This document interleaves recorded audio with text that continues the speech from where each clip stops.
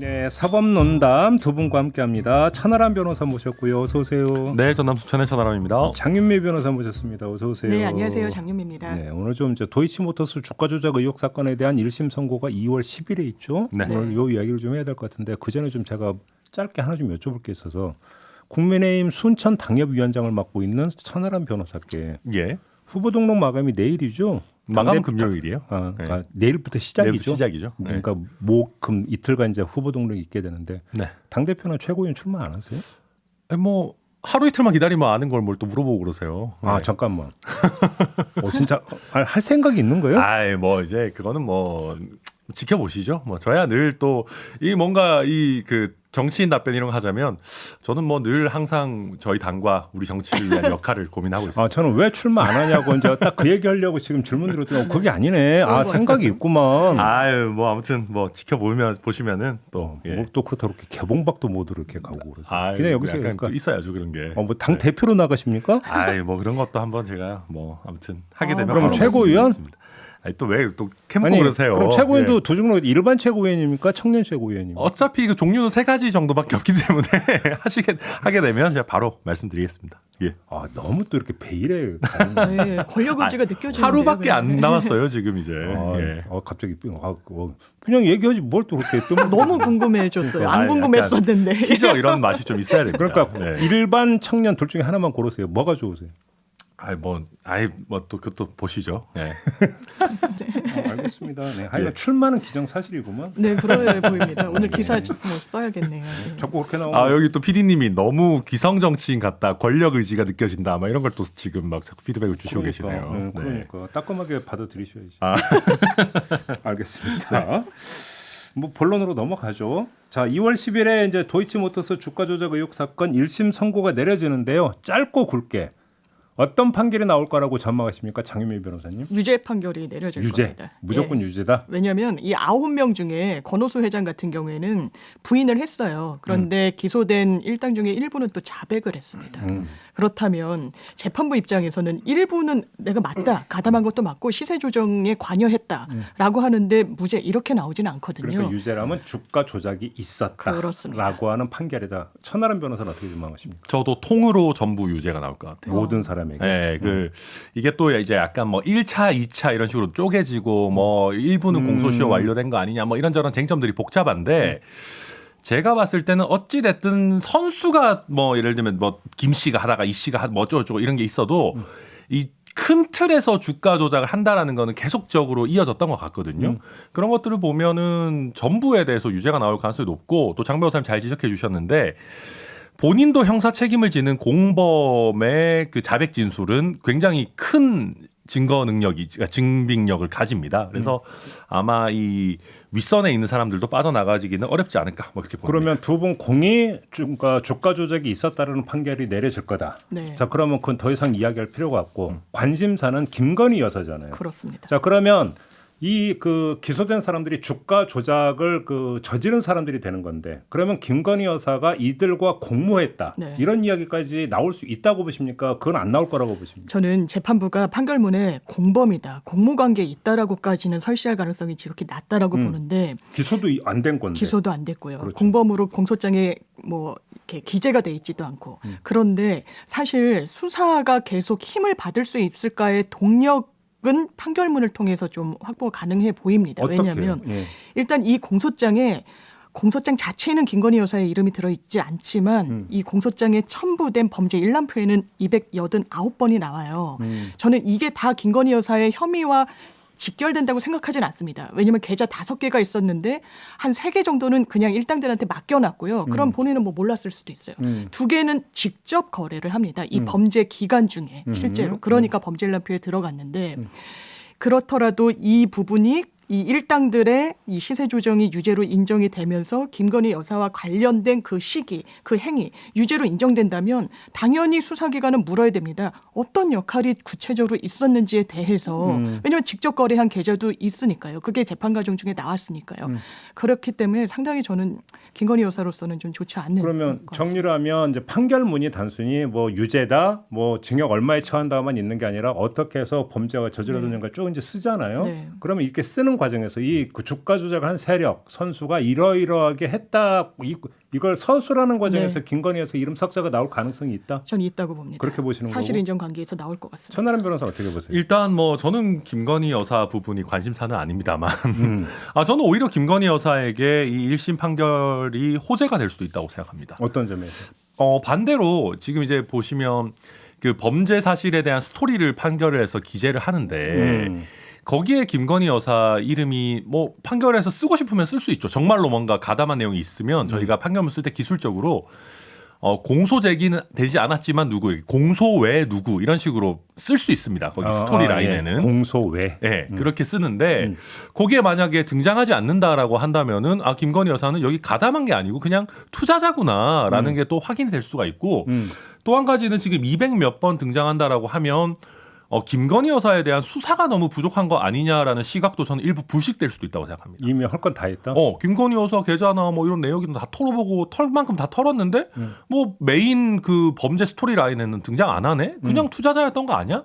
라고 나올 수도 있는 거기 때문에 저는 뭐 오히려 털고 갈 수 있는 하나의 계기가 될 수도 있지 않을까 기대합니다. 그러면 천하람 변호사의 전망에 따르면 오히려 1심 판결이 지금까지 이제 뭐 수사를 더 하는 것도 아니고 안 하는 것도 아닌 아주 어정쩡한 검찰 수사를 종결시키는 하나의 계기가 될 수가 있다. 그러니까 사실 이제 그 검찰 수사 지금 관련해 가지고 김건희 여사에 대해서 왜 처분을 안 하고 있냐라는 비판이 있고 사실 우리도 이 자리에서 많이 얘기했었었는데 그게 어떻게 보면 하나의 이 나름대로의 마침표를 찍을 수 있는 계기가 될 수도 있겠다. 저는 뭐 그렇게 봅니다. 그렇게 보시는 거예요. 저는 그렇게 보지는 않고요. 왜냐하면 증거가 있는데 사실 당사자를 소환하지 않는다는 건 법치주의 국가에서 있을 수 없습니다. 왜냐하면 대통령실이 계속해서 뭐 법치주의 이야기를 하면서 어떻게 안 한 사실을 입증하라고 하냐라고 하는데요. 증거가 상당히 많이 나오고 있어요. 최근 재판정에서 이게 다 나오고 있는 겁니다. 네. 우리 기술이라고 해서 또다시 나왔는데 일단 대통령실, 김건희 여사의 주장의 요지는 나 1차 때 지금 이게 1차 주가 조작 2차 나눠지거든요. 1차 때 한번 손해보고 손 뗐다. 더는 관여하지 않았다라고 했는데 2차는 도이치모터스랑 우리기술이 같이 관여가 되는데 심지어 우리기술이라는 주는 다른 판결에서 주가 조작에 이용이 됐던 주식이라고 판시가 된 바가 있고요. 김건희 여사가 20만 주를 매도했다는 게 재판 과정 중에 나왔습니다. 최소한 2차와는 무관하다는 주장이 또 대단히 많이 흔들리고 있는 거예요. 이런 상황 속에서 검찰이 많이 증거를 확보했다. 이 부분은 전 당사자에 대한 그런 구체적인 진술을 확보하지 않고서는 이 수사는 마침표를 찍을 수가 없습니다. 알겠습니다. 그럼 하나만 더 여쭤볼게요. 그러니까 또 하나 만약에 판결문에 범죄 스토리를 써 들어가는 과정에서 김건희 여사 이름이 등장을 하고 네. 그래서 어떤 이게 그러니까 명확하게 이제 그 공범, 공모관계 이런 식으로 적시를 하지 않더라도 그렇게 해석될 여지를 만약에 남긴다면 네. 그럼 이제 수사에게가 다시 불붙게 될 텐데 당연히 공소시효 그렇습니다. 문제가 어떻게 되는 겁니까? 공소시효 문제가 일단 검찰의 입장은 그렇습니다. 아까 말씀드렸다시피 1차, 2차 1차는요. 이게 주가 조작과 관련해서는 공소시효가 10년이기 때문에 마무리된 게 2010년이에요. 그럼 2020년 지났잖아요. 네. 그래서 검찰의 논리는 1, 2차가 이른바 포괄일죄다. 한 덩어리다. 연결되어 있다. 그렇다. 예. 그래서 마지막을 기점으로 10년 이내에 공범들을 다 기소를 했고 이 일당들을 기소를 했고 공범 관계에 있는 사람이 기소가 되면 시효는 중단이 됩니다. 멈춥니다. 그래서 사실 검찰에서도 국회 출석해서 김건희 여사의 시효 문제는 사실 크게 문제될 게 없다라고 이야기한 것도 같은 맥락입니다. 어떻게 생각하세요? 천하람 변호사.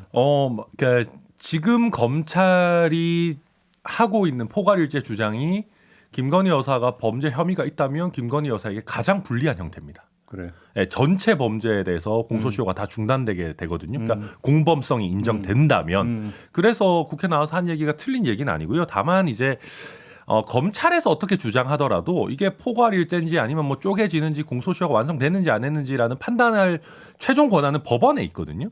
그래서 법원에서 예를 들면 일부는 분리가 된다. 그럼 이 부분은 공소시효 완성됐다라고 하면 그 부분에 대해서는 사실 김건희 여사의 공소시효도 완성된 걸로 판단이 되게 됩니다. 아무튼 판결의 체크 포인트 두 가지가 지금 여기서 추출이 됐습니다. 하고 다음 우리 기술이 지금 등장을 했어요. 맞습니다. 여기서 이제 그러니까 짚어야 될 게 두 가지가 있는데 첫째 어제 저희가 시민보 기자 이제 그 뉴스타파 기자 이제 이걸 보도했던 거기도 인터뷰를 했는데 우리 기술의 주가 조작이 있었느냐 없었느냐도 논란이 있는데 시민보 기자는 있었다라고 분명히 이야기를 했는데 어떻게 보세요 두 분은?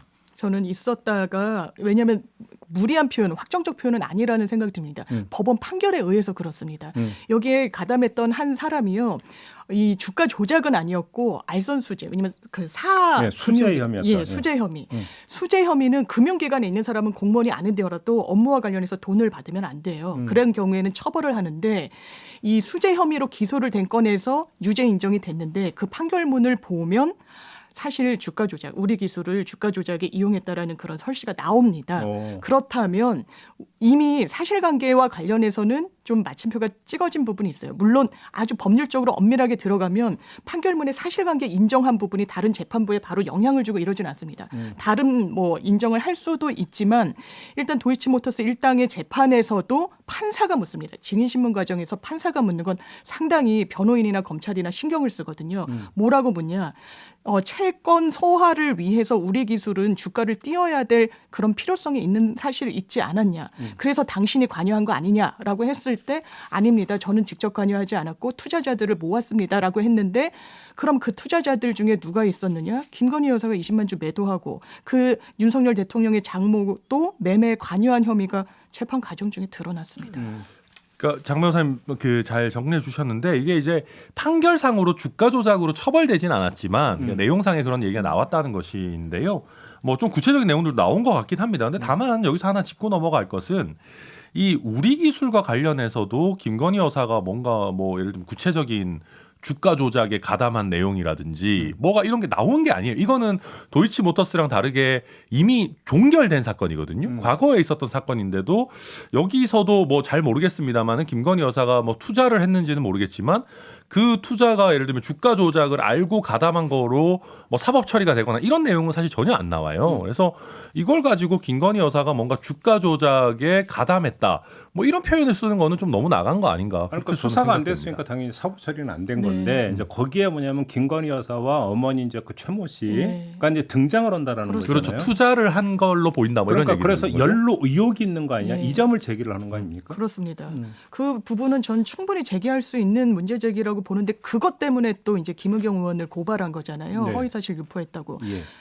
저는 그래서 좀 악수를 두고 있다라는 생각이 듭니다. 일단 누가 그 악수를 대통령실. 대통령실에서? 예. 예. 왜냐하면 이거는 입을 막는다고 될 게 아니고요. 이미 증거가 뭐 저 개인적으로 차고 넘친다고 생각하기 때문에 거기에 대한 입장을 국민 앞에 밝혀야 됩니다. 김건희 여사는 공인이니까요. 근데 대통령실에서는 아니 금융당국에 조사도 없었고 수사도 없었는데 무슨 우리 기술 주가 조작이 있었다고 그렇게 단정할 수 있느냐. 이 그거 점을 맞죠. 제기하던데.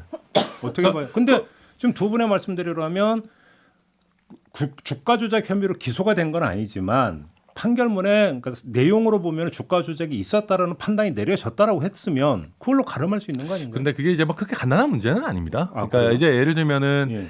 판결문에도 주문이 있고 또 뭐 이유 부분이 있고 이유 중에서도 핵심적인 공소 사실과 핵심적으로 관련된 내용이 있고 약간 방론이라고 해서 이제 주변 사실들을 쓰는 부분들이 있어요. 이게 뭐 어느 정도의 비중으로 다뤄졌는지는 알 수는 없지만 우리가 판결문에 기재된 내용이라고 해서 그러니까 모든 것이 다 그냥 100% 범죄 혐의로 증명된 걸로까지 볼 수 있느냐 이거는 조금 다른 문제이거든요. 그러니까 왜냐하면 공소가 제기된 범죄 그 자체에 대한 거라면 판결문의 판단이 최종적인 거라고 봐야 되지만 뭐 이게 좀 복잡한 부분들이 있어서 네. 대통령실에서 얘기하는 것도 틀린 얘기는 아니고 언론 측에서 문제 제기를 하는 것도 뭐 완전히 잘못된 건 아니고 좀 그 회색 지대에 있는 거 아닌가 저는 뭐 그렇게 봅니다. 그러면 그거는 그러니까 서로 이제 저기 그 공론회장에서 토론을 하고 공방을 벌이면 되는 거지 꼭 그렇게 고발까지 해야 되는 것이냐 또 이야기가 성립이 될 수 있는 예, 거 아닌가요? 맞습니다. 그러니까 이제 그러다 보니까 대통령실에서도 언론에 대해서는 고소를 한 건 아닌 것 같고 김의겸 의원이 또 좀 이제 뭐 하루 이틀 이렇게 하시는 게 아니다 보니까 좀 그런 것 같은데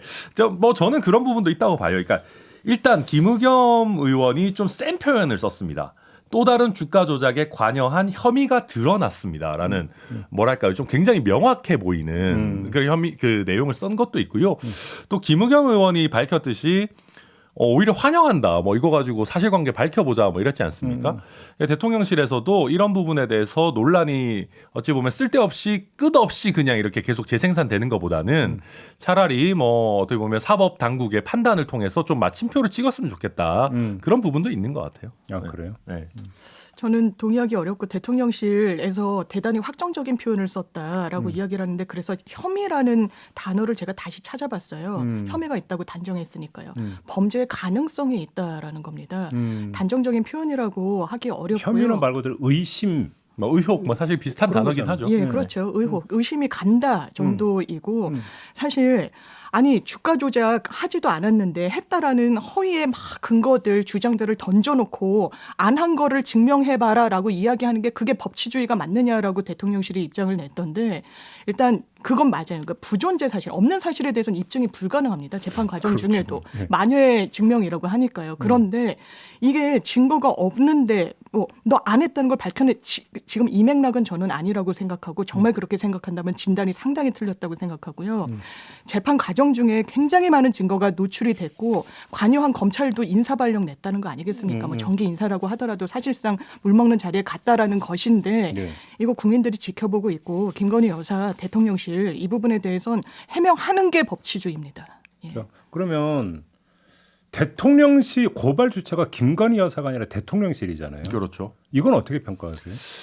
뭐 이게 사실은 뭐 저도 전례를 조금 살펴봐야 되긴 하겠습니다만은 현역 대통령이나 현역 영부인의 뭐 대통령 배우자에 대한 어떤 여러 가지 의혹에 대해서 이거는 뭐 대통령실이 좀 나서서 하겠다라는 것 같고 실무적으로도 좀 그런 부분이 있어요. 그러니까 고발 주체가 이제 자연인, 그러니까 사람이 되게 되면 원칙적으로는 그 고발한 사람이 가서 고발인 조사를 해야 되는 부분들이 있거든요. 그러겠죠. 네, 그런 부분들도 있다 보니까 이게 뭐 대통령 배우자가 직접 가서 할 일이냐, 뭐 그런 부분들의 제가 판단이 좀 들어가 있는 것 같습니다. 이렇게 한번 그러니까 장경태 의원도 고발을 한 바가 있잖아요. 그렇죠. 대통령실에서 이번이 두 번째 케이스인데 장경태 의원이 제기했던 문제는 김건희 여사가 영부인으로서 활동한 거에 대해서 의혹 제기를 했고 대통령실이 그거에 대해서 허위사실을 고발을 네. 했으니까 그건 성립이 됐는데 지금 이 문제는 김건희 여사가 영부인이 되기 한참 전에 일이고 맞습니다. 그러면 최소한 대통령실에서 김건희 여사를 통해서 사실관계를 정확히 그러면 조사를 한다면 고발이 이루어진 거냐. 사실 이것도 좀 검증 포인트 아닙니까? 네, 그런데 그랬을 가능성이 전 대단히 낮다라고 생각하고요. 뭐 정치권 안팎에서 들리는 이야기에 따르면 김건희 여사에게 직접 뭘 묻거나 확인할 수 있는 분위기는 뭐 아니라고 하니까요. 그렇다면 왜 고발을 하느냐? 지금 국민의힘에서 이재명 대표한테 똑같이 얘기하고 있습니다. 왜 당대표 되기 전에 일을 가지고 당 차원에서 엄호하느냐? 똑같은 논리대로라면요. 김건희 여사 개인적으로 대처해야죠. 이거 대통령이랑 뭐 심지어 혼인하기도 이전에 있었던 일 아닙니까? 이걸 왜 대통령실이 나서서 합니까? 같은 논리일 수 있고 저는 천 변호사님 말씀 주신 대로 사실 고발인 조사 할 때 이제 고소인이 돼가지고 김건희 여사가 직접 나가고 막 이러는 건 상당히 또 부담이 되니까 고발인의 외형을 좀 취한 거는 이해는 되는데 항상 이런 식으로 야당의 대변인의 사실상 입을 막음조로 이 부분을 사법적으로 가져간다? 이게 정치력이 부족해서 그렇다고 생각합니다. 마지막으로 짧게 궁금한 게 하나 있어서 그 비교해서 한번 제가 여쭤볼 게 있는데요. 네. 자, 그 대장동 의혹 사건 관련해서 정영학 녹취록이나 뭐 이런 거에 보면은 이재명 대표 이름이 여러 번 나온다. 네. 라고 하면서 이재명 대표에 대한 의혹 사안으로 이제 수많은 언론 보도가 나왔잖아요. 네. 이거와 도이치모터스 주가 조작 의혹 사건의 범죄 일람표에 김건희 여사 관련이 뭐 몇 번 나온다라고 하는 것을 비교할 수 있지 않습니까? 네. 근데 그러면 이거에 그러니까 김건희 여사의 연루 의혹을 그러면 정영학 회계록에 그러니까 녹취록에 입각해서 이재명 대표 의혹을 제기하는 것과 되고 있느냐? 이런 어떤 단순 반문이 네. 성립이 될 수 있는데 어떻게 생각하십니까? 사실 무게감은 좀 다르고요. 그리고 녹취록에는 이재명이 어떻게 거론되고 있는가 뭐 이런 식입니다. 아예 같은 일당으로 거론되는 게 아니라요.